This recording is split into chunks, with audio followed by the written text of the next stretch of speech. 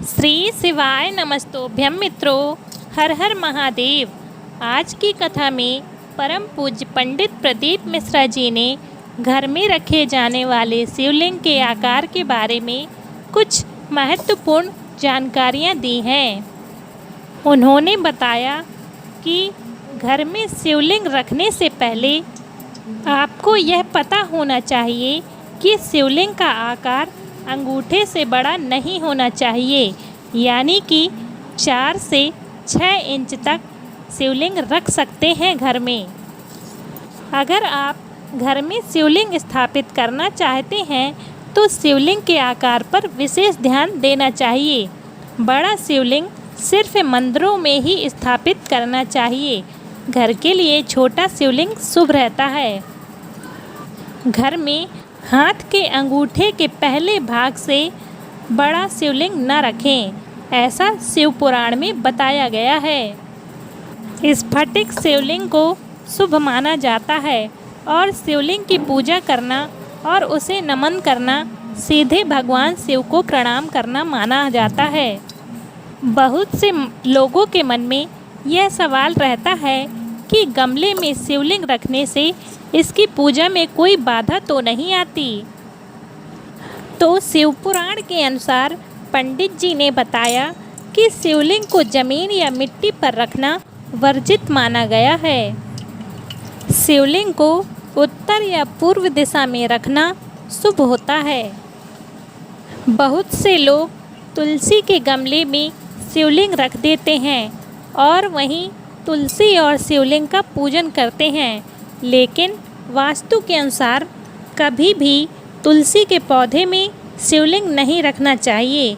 दरअसल तुलसी का पूर्व जन्म में नाम वृंदा था और वह जालंधर नाम के एक राक्षस की पत्नी थी। इसलिए इस बात का आप विशेष ध्यान रखें। घर में कभी भी बड़े आकार का शिवलिंग नहीं रखना चाहिए।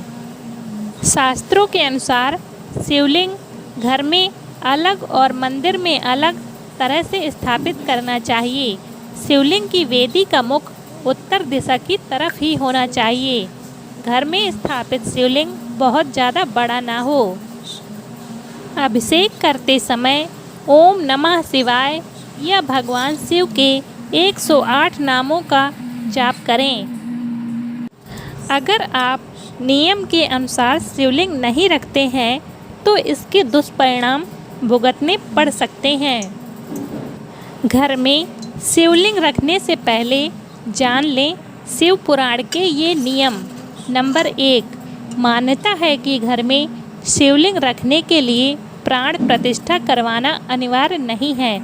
हालांकि नियमित रूप से उसकी पूजा और अभिषेक कर भगवान भोलेनाथ को प्रसन्न किया जा सकता है। शिव पुराण में यह भी वर्णित है कि घर में एक से अधिक शिवलिंग नहीं होना चाहिए। अगर आपके भी घर में एक से ज़्यादा शिवलिंग है तो उसे तुरंत हटा दें। किसी पंडित जी से सलाह लेकर किसी मंदिर में रख दें या किसी पवित्र नदी में प्रवाहित कर दें। शिवलिंग की साफ सफाई का विशेष ध्यान रखें और सदैव शुद्ध जल से नियमित रूप से शिवलिंग का अभिषेक करें। नंबर 2, शिवलिंग को कभी भी अकेला नहीं छोड़ना चाहिए। जहाँ भी जाएं साथ ले जाएं और नियम से पूजा करें। नंबर 3, नर्मदा नदी के पत्थर से बना हुआ शिवलिंग बेहद शुभ माना जाता है।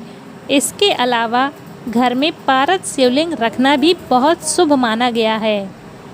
जिस स्थान पर शिवलिंग रखा जाए उसके आसपास भगवान शिव के परिवार का एक फ़ोटो जरूर लगाना चाहिए। शिवलिंग को कभी भी अकेले नहीं रखा जाता, इस बात का विशेष ध्यान रखें। नंबर 3, घर में शिवलिंग हो या शिव जी का कोई भी तस्वीर, भक्तों को हमेशा इस बात का ध्यान रखना चाहिए कि शिव जी पर तुलसी, केतकी के फूल, सिंदूर और हल्दी नहीं चढ़ाना चाहिए। शिवलिंग को हमेशा पूजा स्थान पर ही रखा जाता है। शिवलिंग को बेडरूम में रखना अच्छा नहीं माना गया। साथ ही उस स्थान को खुला रखना चाहिए जहाँ शिवलिंग रखा जाता है। नंबर 4, समी के पत्ते शनिदेव गणेश जी के साथ ही शिव जी को भी चढ़ाने की परंपरा है। शिव पूजा में बेलपत्र अनिवार्य रूप से रखना चाहिए। इन पत्तियों के बिना शिव जी की पूजा अधूरी मानी जाती है। अगर आपके पास बेलपत्र नहीं है तो उसकी जगह आप समी पत्र चढ़ा सकते हैं। नंबर 5, जब आप अपने घर पर शिवलिंग स्थापित कर रहे हो तो ध्यान रखें, शिवलिंग पर भूलकर भी तुलसी की पत्तियों को नहीं चढ़ाना चाहिए। शिवलिंग पर हमेशा बेलपत्र ही चढ़ाना चाहिए। बेलपत्र बहुत ही शुभ माना जाता है। शिव जी के प्रिय सबसे ज़्यादा पुष्प 5 पुष्प हैं। उनमें से एक पारिजात का पुष्प, कनेर का पुष्प, आकड़े का पुष्प, धतूरे का पुष्प और समी का पुष्प है। भगवान शिव को जनेऊ अवश्य चढ़ाएं, चंदन से तिलक लगाएं और पंचामृत जरूर अर्पित करें, जिससे भगवान भोलेनाथ जल्द ही प्रसन्न होते हैं।